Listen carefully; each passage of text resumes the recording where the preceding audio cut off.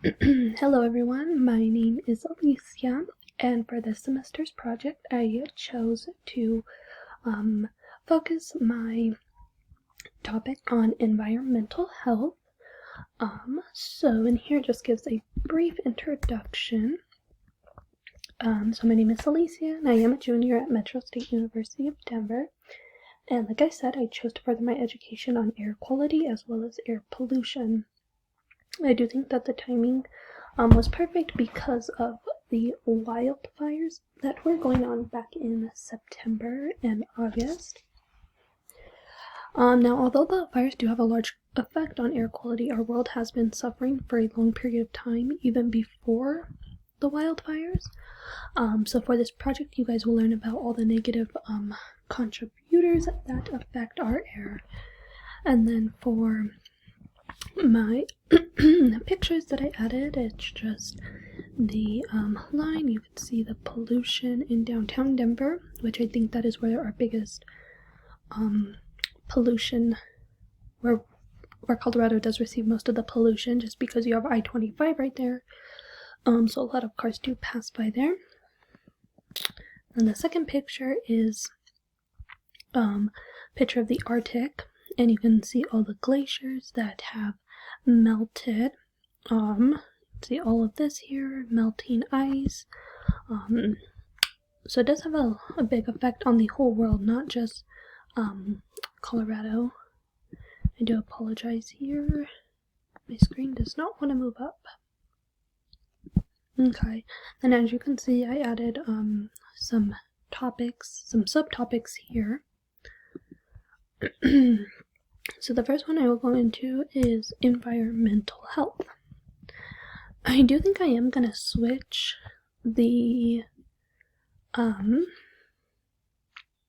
these are placed, because I feel like what it is should be stated first, and then how we can fix the issue. So I do think I am gonna switch that. So first I'll start off, what is air pollution? So air pollution is a mix of particles and gases that can reach harmful concentration both outside and indoors. It does affect range and can cause a higher disease risk to rising temperatures as well. Smoke, mold, pollen, methane, carbon dioxide are just a few common examples of the pollutants. And then a few factors that affect air pollution are high numbers of wildfires, a warming of climate, increasing human consumption patterns, driven by the population growth, as well as a strong economy. So I do believe cars are one of the biggest factors that do have an impact. So I did write a little subtitle. I do think I am going to organize this a bit more. I just have a lot of information, and when I was trying to organize the site, it was giving me some technical difficulties, so I will end up working on that this week. But just to start, the impact of cars. So cars do consume a lot of energy before they even are brought out onto the road, such as their metals, glass, and rubber needed to make the vehicle. It does create a large environmental footprint. Now, automobiles' environmental impact is about 80 to 90%.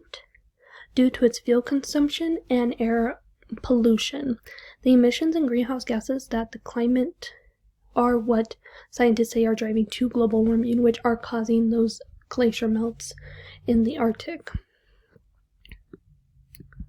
And then this was just added again, so I do need to delete that, so please ignore that.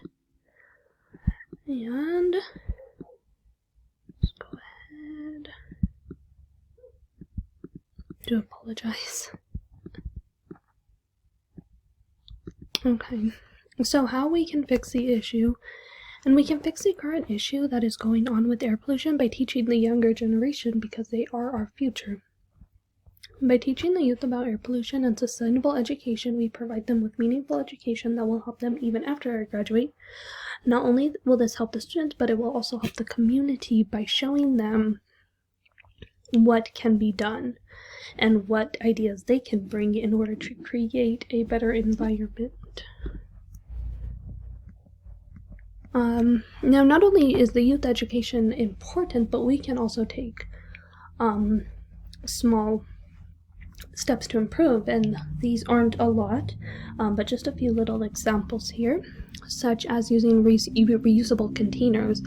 By using a lot of plastic containers, we are using products that should not be used, that can be prevented, and that's a less use of plastic that is then created.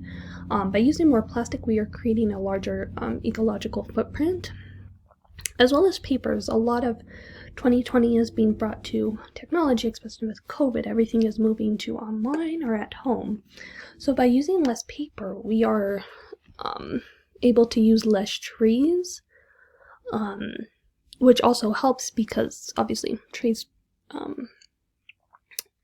create the oxygen that is needed, but it's also helping animals because we are not invading on their habitat. My apologies. And then electricity. Electricity is also important because we use a lot of forms of electricity. So a lot of forms of electricity can be created, such as solar panels. And by using solar panels, we are just using energy from the sun, which is a natural energy. So that also helps with environmental health. And then I do think one of the major factors that can help the community by preventing air pollution is carpooling. And I do need to add a bit more information, but I will just let you guys know. I do have to drive to Centennial every day for work, and I do carpool with a friend to reduce the amount of fuel used, which is very helpful because it is like a 40-minute drive. So by doing this, we are reducing the amount of exhaust that is released into the air. So I do think carpooling is very helpful, knowing that Denver has even put out signs advising people to carpool with another if it is possible. So please let me know what you guys do think on that. I would definitely love your guys' feedback. Oops. And then the second one is a visual. So basically with all these pictures, I just went into detail about how each picture is different, but it does affect us. I did add the turtle just because it does not directly connect to air pollution, but it does connect to environmental health. With this turtle, he is suffocating because an individual who may have even not been living by the ocean, but living right next to the ocean, but could be living by the ocean. A lot of trash is then emptied in to the ocean, creating large gyres. The Pacific Patch is a very large dumpster. It has over tons and tons of garbage that is affecting animals and the sea life. So that is part of environmental health. The second two pictures are what caught my eye, knowing that Denver was ranked 4th with the worst air quality because of how much we travel and use our cars. I-25 always has traffic, and I do think people should take in consideration of carpooling because that can reduce our ecological footprint. The second picture that I did was the Cameron Peak Fire, and that was this year, actually in September, is one of Colorado's largest fires ever recorded. This had a large effect on our air, and not only our air, but a lot of people. It found it harder for a lot of people to breathe because of how potent the smoke was. And now if you do live in the Thornton area, you are about 45 minutes away from this fire. So knowing that even being 45 minutes, it still had a large effect on a lot of people.